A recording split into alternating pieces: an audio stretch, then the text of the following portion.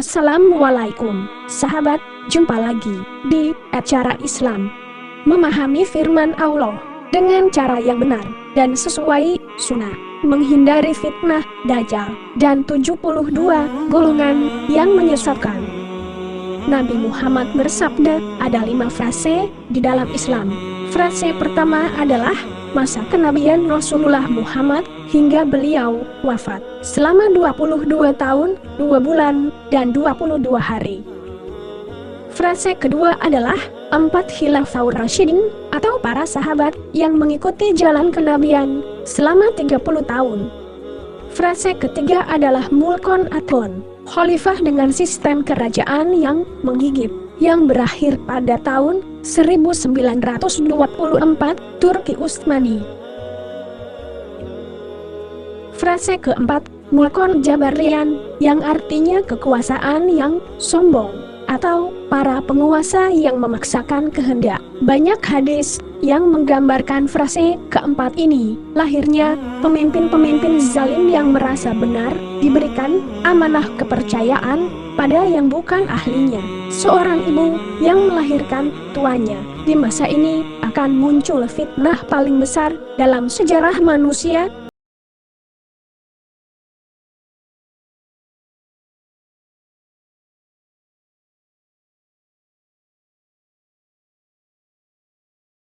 Dajjal. Dari Huzaifah dari Nabi Muhammad bersabda tentang Dajjal, ia membawa air dan api.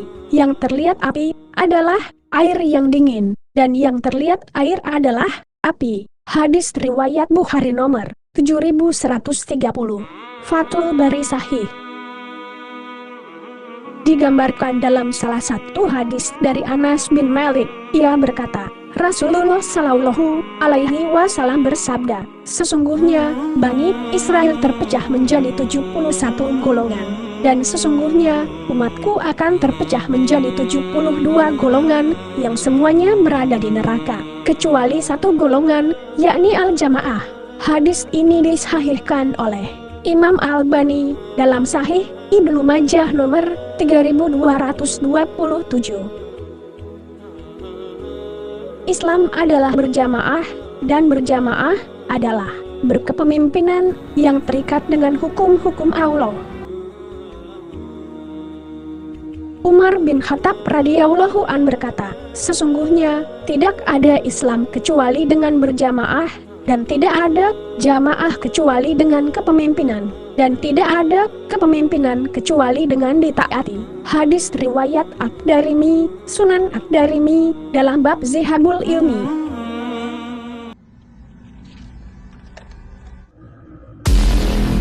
Mengapa Islam terpecah menjadi 72 golongan?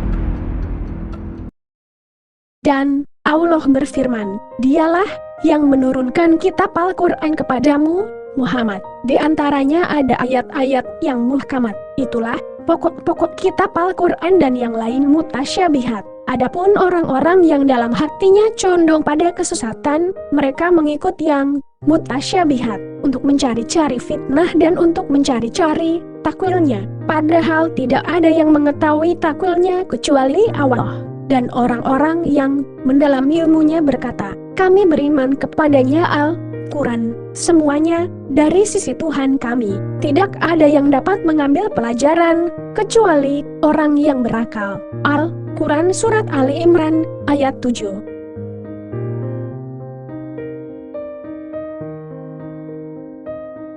Dari Ibnu Abbas menjelaskan, muhkam artinya jelas, tiada kesamaran, menjelaskan halal, haram.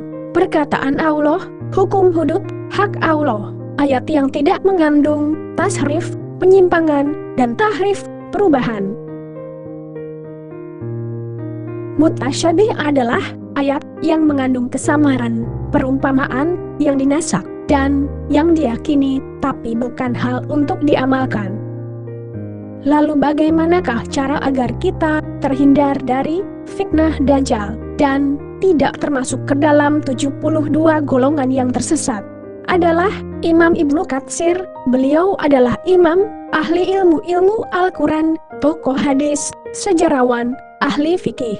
Keilmuannya disaksikan oleh para ulama soleh dan masih digunakan hingga saat ini. Imam Ibnu Katsir dilahirkan pada tahun 700 Hijriah, wafat di Damaskus pada bulan Syaban tahun 773 Hijriah. Pemahaman yang murni untuk mempertahankan keaslian Al-Quran dan hadis terus dijaga. Ada 4 metode yang digunakan Imam Ibnu Katsir dalam mentafsirkan Al-Quran. 1. Imam Ibnu Katsir menafsirkan Al-Quran dengan Al-Quran. Ia mengembalikan makna ayat dengan makna ayat yang lainnya. Metode inilah yang paling tepat karena dijelaskan langsung oleh Allah. Ini adalah contoh ayat yang dijelaskan dengan ayat yang lain, dan Allah berfirman, "Sesungguhnya agama di sisi Allah ialah Islam. Tidaklah berselisih orang-orang yang telah diberi kitab, kecuali setelah mereka memperoleh ilmu, karena kedengkian di antara mereka. Barang siapa ingkar terhadap ayat-ayat Allah, maka sungguh Allah sangat cepat perhitungannya." Al-Quran, Surat Ali Imran 19. Kemudian Allah menyempurnakan penjelasannya di ayat yang lain. Dan barang siapa mencari agama selain Islam, dia tidak akan diterima, dan di akhirat dia termasuk orang yang rugi. Al-Quran Surat Ali Imran ayat 85. Metode kedua, Imam Ibnu Katsir menafsirkan Al-Quran dengan sunnah. Beliau dalam tafsirnya banyak menafsirkan Al-Quran dengan hadis, dan hadis-hadis yang marfu dari Nabi Muhammad sangat banyak dalam tafsirnya. Terkadang dalam menafsirkan satu ayat ia memasukkan banyak hadis yang mencapai lebih dari 10 hadis. Metode ketiga, menafsirkan Al-Quran dengan perkataan sahabat dan tabi'in. Tafsir Imam Ibnu Katsir memasukkan perkataan sahabat di dalam kitab tafsirnya, seperti perkataan Khilafaur Rasyidin, Ibnu Abbas, Ibnu Mas'ud, Abu Ibn Ka'ab, Abdullah Ibn Umar, Abu Hurairah, Abu Darda, Mu'adz bin Jabal, dan lain-lain. Untuk perkataan ulama tafsir dari tabi'in, seperti Mujahid, Atta, Ibnu Abi Rabah, Akramah, Abu Aliyah, Zaid ibn Aslam, Hasan al-Basri, Masruq ibn al-Ajda, Abu Wail, dan lain-lain.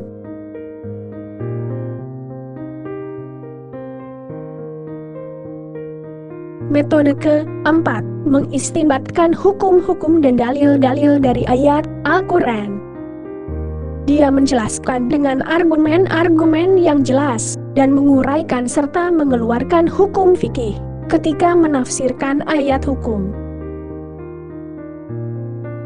Itulah keempat metode yang digunakan oleh Imam Ibnu Katsir, kemurnian yang terjaga dan tersambungkan dengan jalan kenabian. Maka, yang dibutuhkan hanyalah memurnikan ketaatan. Itulah Islam yang berjamaah. Dan yang terakhir adalah frase kelima, Khilafah ala Minhaj Nubuwah kedua, frase di mana Islam kembali kepada zaman kenabian. Hukum-hukum dan syariat Allah dimuliakan. Disinilah ridho Allah dan rahmat Allah akan turun kepada hamba-hambanya bersama Nabi Isa putra Maryam dan Imam Mahdi. Fastabiqul khairat. Wassalamualaikum warahmatullahi wabarakatuh.